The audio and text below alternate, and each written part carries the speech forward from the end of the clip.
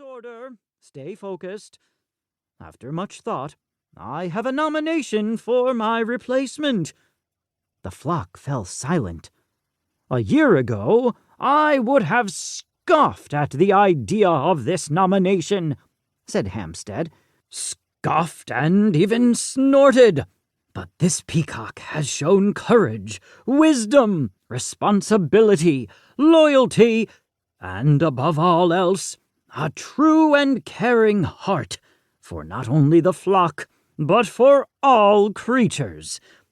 I nominate Plum." Silence. Plum blinked. "Huzzah!" The cheer rang out from each and every peacock. "Me?" said Plum. "You," said Hampstead. "Are you sure?" asked Plum. "We are," said Hampstead. Plum stood beside Hampstead at the front of the flock. "Well, I accept." Another cheer. Plum waved a wing. "On one condition." "What condition?" asked Hampstead. "That I have a co-head peacock," said Plum.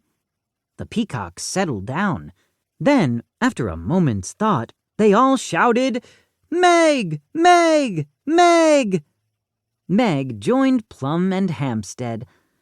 "This is a great honor," said Meg. "I'll do my best." "We'll all feel better knowing I have some help," said Plum. The peacocks nodded in agreement. "I can be in charge of the fun stuff and—" "No, Plum," said Meg.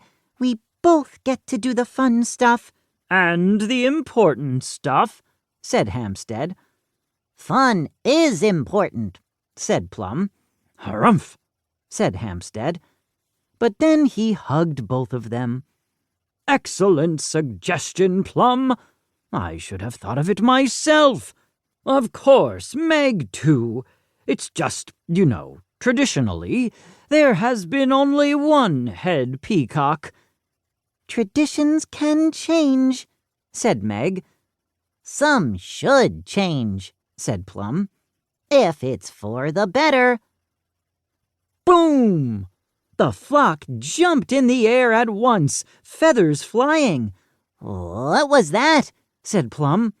The peacocks followed the sound down the path. A huge truck had rumbled into the zoo, and workers with hard hats were unloading machinery at the base of the zoo's rickety, broken-down monorail. One worker placed a sign, "Caution! Demolition work in progress! Danger!" "They must finally be taking down the old monorail," said Meg.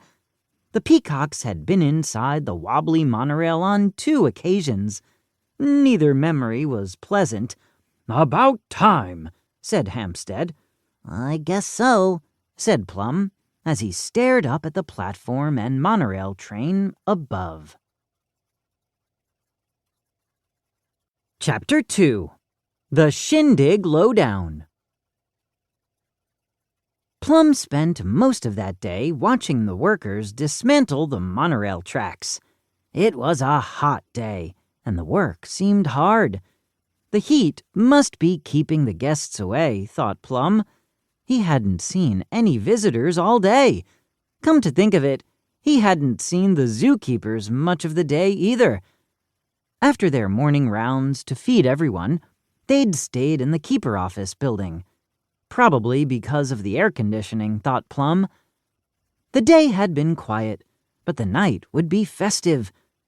Once a month, the animals of the nearby woods, sewers, and neighborhood joined the zoo animals for the shindig.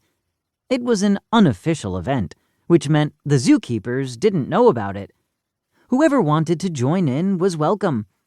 Even some of the zoo's caged animals attended, thanks to Meg, who had learned to open cages with a paper clip.